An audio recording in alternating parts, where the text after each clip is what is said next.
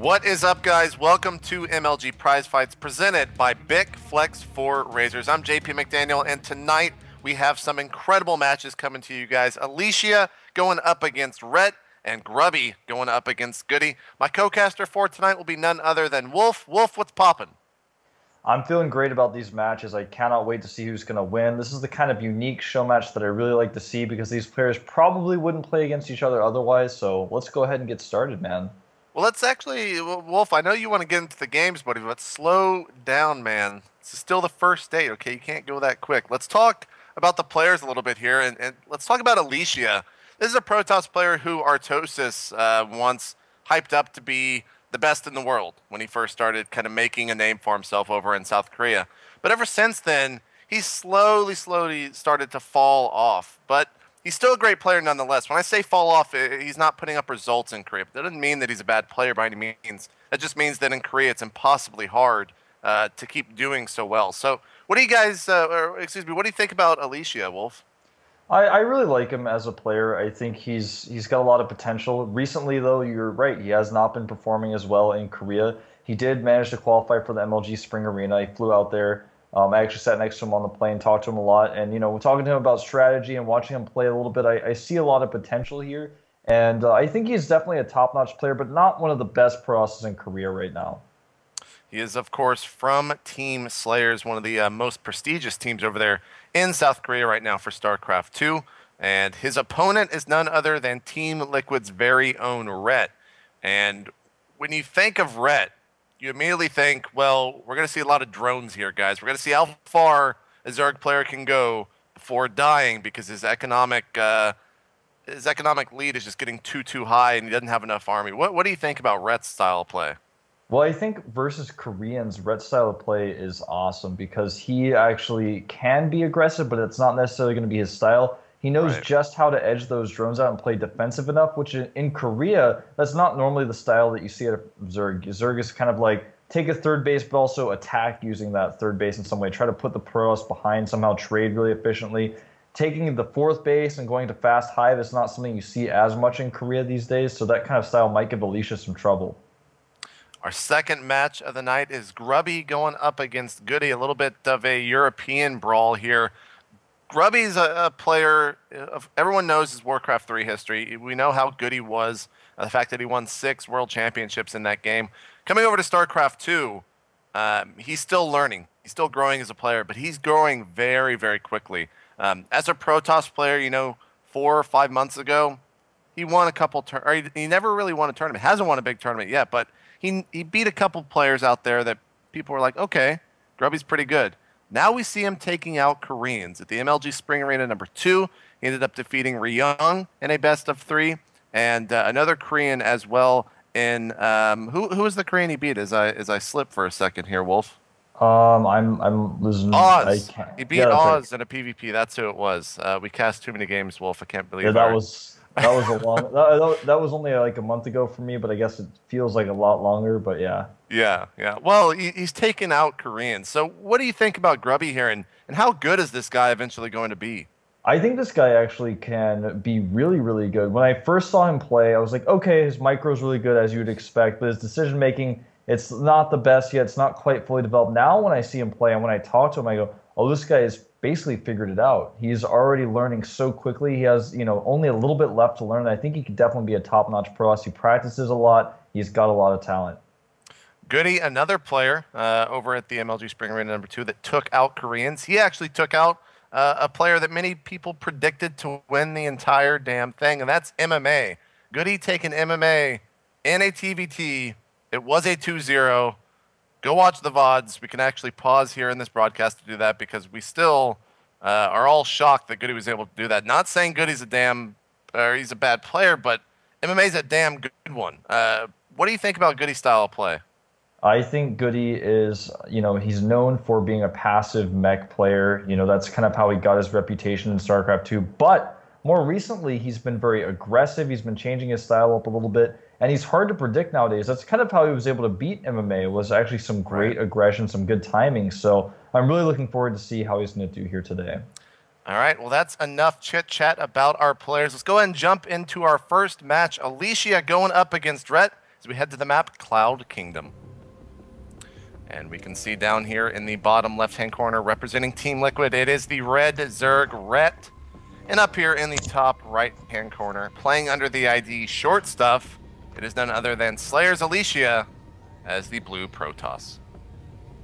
Yep, this is going to be really, really interesting to see because, again, Rhett is that defensive style of Zerg, the type of Zerg that Koreans are just not accustomed to these days. The Zergs in Korea right now are doing a lot of roach aggression, sometimes taking up the fast muse and trying to do something with that. You know, you very rarely see the style of Zerg that you see from Rhett, which is a little bit scary to face against as Protoss. When if you expect that your opponent's going to really be playing defensively and getting that faster hive tech, you can try to punish him for that. But if you're just trying to play defensively yourself to get your third up and the Zerg attack never comes, you just get so far behind. And looks like Alicia is either going to go for that Nexus first or drop down a Forge. We'll see in due time what his plans are. Red will most likely throw down a 14 or 15 pool here. Zergs have been getting it out at 14 lately. If you've been watching Violet play, he's actually been doing a lot of that in his ZVPs. We see a lot of... Let me actually restart that sentence. Over in Korea for a while, everyone watched the Zerg players in Korea. Now we're seeing more and more players watch people like Stefano, people like Rhett, and people like Violet. Although he is Korean, he lives over here in the States. I feel like the rest of the world is kind of eclipsing right now the Zergs in Korea.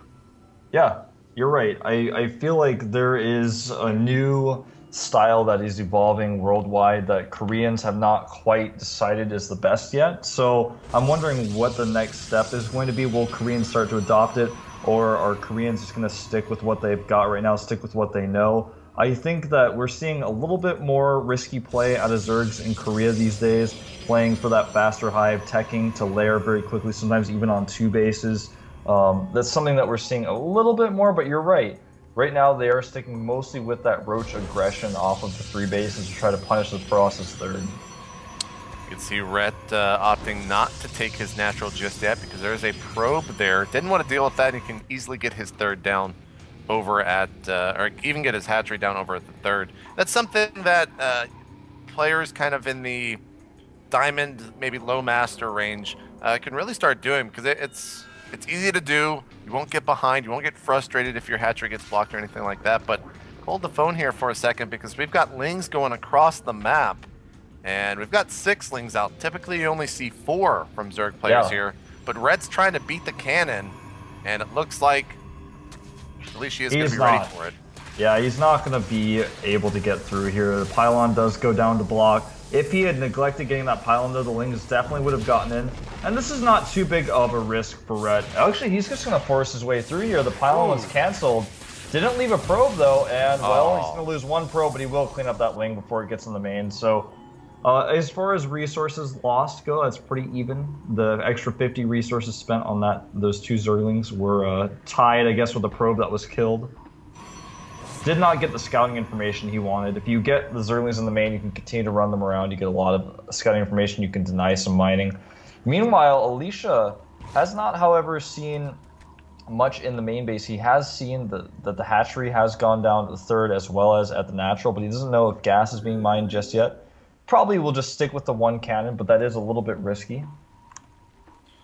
And one other thing, in that little skirmish that we saw over at the natural of Alicia, Alicia pulled his probes pretty much at the exact moment to allow that cannon to help him out.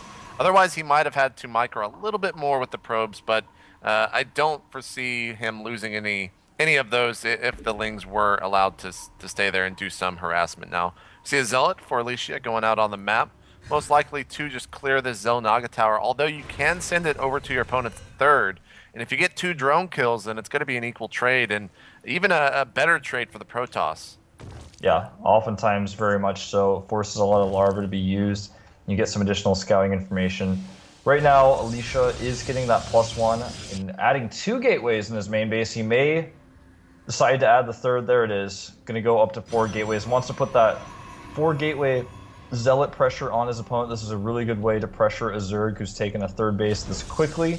Roachborn, though, going down at a normal timing for Rhett, who is, of course, double gassing.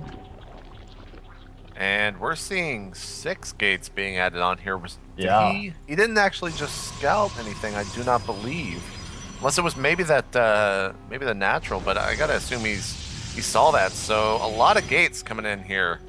Yeah, he's going up to 8 gateways. Yeah, is he actually going to pull out of gas? Yeah, he's not mining from one of his gases, so he's just going to go only Zealots for his first warp in with the extra minerals he gets. Then he's going to warp in Stalkers once his gas banks up a little bit. He needs to get forward pylons up, though. The first pylon does start. He will be able to likely defend it with these 2 Zealots, especially because +1 is about to finish. He needs to get a second pylon up. The Zealots actually will distract the Zerlings from the probe. This is so huge. Yeah, and we even have a second pylon put down now. So that probe's job is basically done here, as we're going to see Alicia clean up these lings here. Does lose the Zealot. The Stalker going to fall back to a huge warp-in of 5 more Stalkers. And this attack, if not handled properly, can really deal a ton of damage. We're seeing Spine Crawlers go up now. Everything's going to be rallied over here to the 3rd, because this is going to be a huge, huge deal if Brett loses it. Yeah, this is really, really tough for him to hold without Zerling speed. His Zerling speed has only just started, and for this reason, his opponent can warp in more Stalkers pretty calmly and happily here. He's trying to get another forward pylon up. He will potentially lose this probe, though. Oh! No, he will not. Okay, that probe being a little ninja there and not dying, and here comes a warp in now from the south with Zealots. That is a great pylon placement there. He's going to be able to reinforce his army so quickly. And look at the damage that Alicia is doing here. Red has a lot of roaches spawning, but they're going to have to come from those other 2 hatcheries. The Spine Crawler is focused down with these +1 on the Zealots. They're going to deal so much damage and kill these drones so quickly. And this little attack for Alicia is getting him so much more than it really should have. How many drones was Red up to at that point? Well, it looks like he was up to about 45. And he's lost just a few here, but he's going to start losing more and more, and this game may spiral out of control. Alicia may just win it as more drones start to fall. The Stalkers are taking out the last of the roaches. I mean, he just has no answer. Even though Zerling speed is finished, he does not have the Zerling count he needs. He's trying to transfuse to hold on. It's not going to be enough, though. One more round of warp-in should actually take him out here. Just look at the damage output of these Stalkers. The roaches are trying to micro against the Zealots. He can't hold on. Yeah, this is actually what happens, guys, when that first and second pylon are able to be placed and the probe isn't killed. This is why it's so crucial for Zergs with those lings to be able to take it out early on, because if you don't, and your opponent has 8 gates like Alicia has, and he's got a build set up for this style of attack, it can deal so much damage. Red's still putting up a fight, but right now he's only mining from 2 bases. He's down to 31 drones. Economically is kind of behind from his opponent. And there goes everything over at the 3rd. Another warp in here. That hatchery is going to surely fall. Yep, the hatch will die for sure. More warp-ins coming in, as you mentioned. Back at the natural for Rhett, he's trying to rally his forces there and get something ready to potentially keep him alive, but that's only going to buy him time, because Alicia now just has such a better economy, and the units that he's bringing out is just too much. Spine goes down without even being cancelled, and he's going to lose his evolution chamber. The upgrades, +1 for Alicia versus no upgrades for Rhett, who's actually pulling his drones away, doesn't really know what he can do here. Trying to produce as many Zerlings as he can, it's just not going to be enough. Yeah, more and more roaches falling here. Drone count down to 18. I mean, this game's over, guys. Rhett's still sticking in it, though. Doing his best Slayer's Boxer impression, not leaving until his hatchery falls. Here, the natural, it seems like. But where did Rhett go wrong in this game, Wolf? What was his crucial mistake?